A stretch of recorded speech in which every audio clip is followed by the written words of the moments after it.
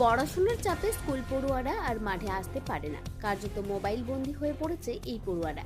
আবার সন্তানদের কথা মাথায় রেখে বাবা মাও গৃহবন্দী হয়ে পড়েছে। মানসিক শান্তির সাথে সাথে এবার শারীরিক সুস্থতা রাখতে দুর্গাপুরের 25 নম্বর ওয়ার্ড মহিলা তৃণমূল কংগ্রেসের উদ্যোগে ম্যারাথন প্রতিযোগিতা হয়ে গেল। প্রতিযোগিতার উদ্বোধন করলেন 25 নম্বর ওয়ার্ডের প্রাক্তন তৃণমূল কাউন্সিলর দীপঙ্কর লাহা। দুটি টোকেন তোমরা কালেক্ট করবে, একটি হচ্ছে এই দুটি টোকেন কালেক্ট করবে।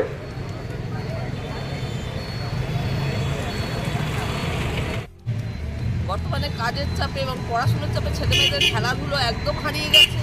সবাই সেই খেলার মাঠটা পায়ও না, সময়ের সাথেই হোক অর্থের অভাবেই হোক। যার জন্য মহিলা কংগ্রেস থেকে ঠিক করা হচ্ছে যে যাতে আবার নতুন করে তারা সেই স্পিরিটটা জেগে উঠতে পারে।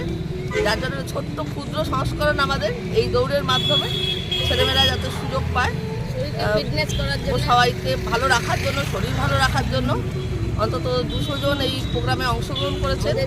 আরও যারা কংগ্রেসের যারা স্বেচ্ছাসেবক রয়েছে তারা এতে অংশগ্রহণ করেছেন তাদেরকে সাহায্য করার জন্য, যারা তাতে সুষ্ঠুভাবে কাজটা করতে পারে। এবং প্রশাসনও আমাদের সাথে রয়েছেন এবং তৃণমূল মহিলা কংগ্রেসের সবাই আমরা রয়েছি।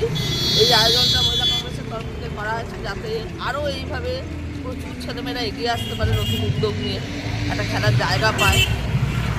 ঠিক প্রায় 200 জন প্রতিযোগী এই প্রতিযোগিতায় অংশ নিয়েছিলেন। তৃণমূল কংগ্রেসের ওয়ার্ড সভাপতি সত্যজিৎ রায় সহ অন্যান্য বিশিষ্টজনেরা উপস্থিত ছিলেন।